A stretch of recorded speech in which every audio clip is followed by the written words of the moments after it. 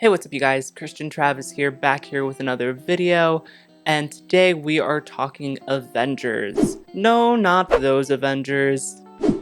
These Avengers. Yes, today we are talking Marvel's Avengers, and I gotta be honest, I wrote this script maybe 3 weeks ago, and I couldn't get myself to record this video. Now, it's not because I didn't enjoy my script, but I typically do enjoy talking about things I'm passionate about, whether it means I really hate it or I really love it. This game, well, why don't we just get into it?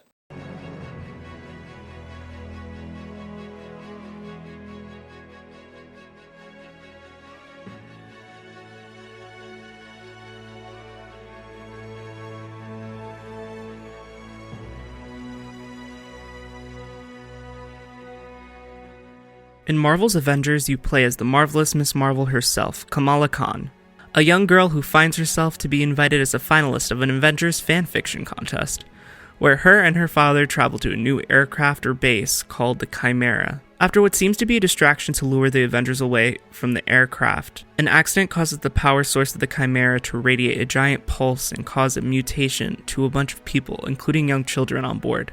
Fast forward after this event and we find out the Avengers have disbanded, and a corporation called AIM, led by former Avengers scientist George Tarleton, takes the Avengers' place in society, enforcing harsh laws and using robotech that undoubtedly was stolen from Tony Stark himself. When the game picks back up, we find ourselves playing as Kamala again, as she tries to uncover clues as to what happened the day of the attack. With help from an unknown operative known as Tiny Dancer, Kamala heads off on a journey to reunite the Avengers and get to the bottom of the mystery.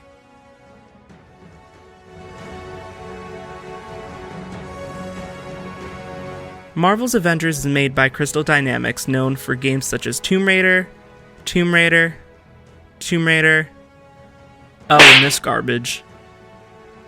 Anyway, the game is developed on the Foundation engine. This is interesting because of the performance and scalability implications. That being said, I don't know too much about this engine, but after looking into an article on gamerbolt.com, which will be linked down below in the description if you want to read more, the engine handles indoor locations in poorly lit areas very well. The engine itself uses deferred rendering to cheaply implement multiple light sources. This is very useful when it comes to all the indoor locations that you explore, but when it comes to outdoor locations, that really is when it shows its power. The engine is known to handle particle effects very well, so when a character shoots a laser or Hulk throws a flaming car, you can see light tracking across the locations. In addition, whether it be a shiny car or a sandy desert, everything seems to be full of detail and I have no complaints. Now, the character models. I'm at a loss for words. So, this is what I don't understand.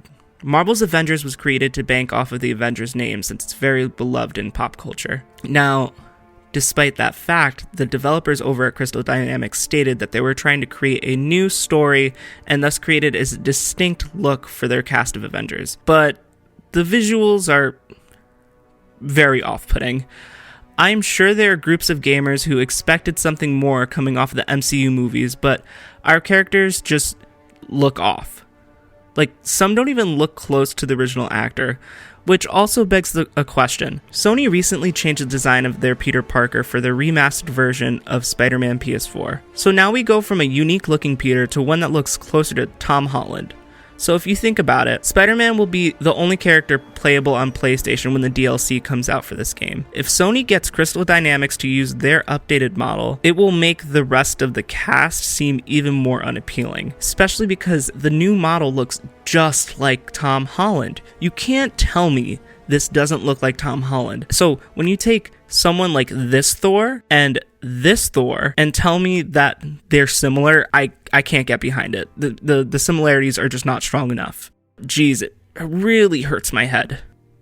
Okay, so after spending my time with the game, I spent the bulk of it playing the campaign mode. So I gotta say right off the bat, I wasn't too fond of this gameplay. It seems the developers went for a Destiny-esque gameplay formula where you team up with other Avengers to complete missions, and on completion you receive materials to upgrade your gear and abilities along the way. I did not once find myself actually knowing how the gear upgrade affected my gameplay. In my opinion, it felt as if I've had no major troubles getting through the campaign. Sure, I did die here or there, but nothing that could have been avoided by using another strategy. At one point, I even forgot that I could upgrade my gear, and then upgraded a whole bunch of stuff in bulk just to see, and I really didn't feel much of a difference in my gameplay. The combat itself was interesting enough to keep me engaged, with each Avenger having different enough abilities and skills to keep me swapping between characters. Most notably, Tony Stark's ability to fly was fun, and Thor's hammer mechanic felt very good, to say the least. Along with each character's basic attacks, they all had some form of a special that charged up over time. An example of this would be Miss Marvel's ability to stretch her hands and use them to smack enemies away, or stretch her whole body and going into combat huge.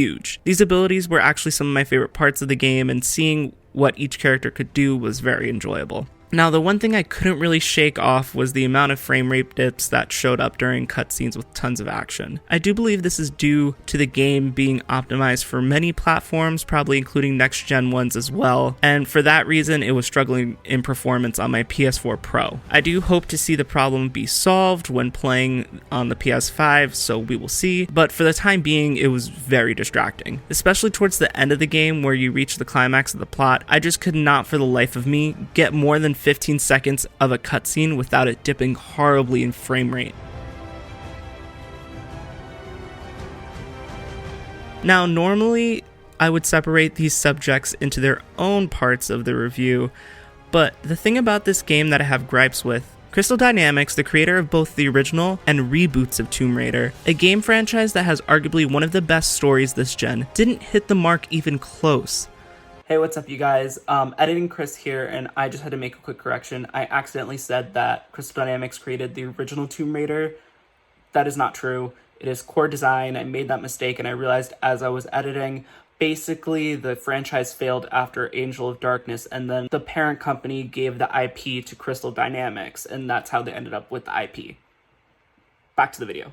The plot was such a generic concept with no major risks taken. The characters are two-dimensional with very little character development for any more than two characters, and overall from what I've seen from this developer in the past, it seems that they focus so much on the idea of creating an online game that because of this, their creativity didn't shine through when developing their solo campaign. This hurts me to say because I'm such a big fan of Avengers and Marvel as a whole, but there was just something missing from this game that really makes it seem like it's lacking, like, heart? Was it the writing for the characters, the overall plot, or somehow an acclamation of the two? I don't know.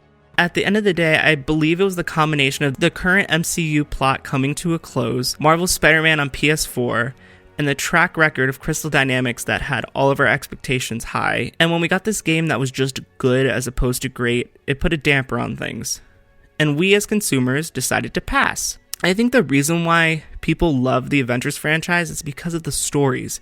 We like the idea of not knowing what will happen next and what could become of our favorite heroes, but they delivered such a predictable narrative and developed a multiplayer game with the hopes of banking off the nostalgia and the history people have with the Avengers name. It was doomed from the start. Again, I gotta stress that this isn't a horrible game. It's just compared to what it could have been, it's a little lackluster and feels kind of uninspired. Well guys, thanks again for tuning into another video. Have you played Marvel's Avengers? Are you planning to play Marvel's Avengers? How did you feel about it? Let me know in the comments, and again, don't forget to subscribe. For every subscription, it shows that people are actually interested in the content I'm making, and it gives me a clever indicator on what I should keep talking about, what I should avoid talking about. So any feedback, comment, like, dislike is well appreciated, and yeah, now remember to be kind to one another, stay positive, and stay safe.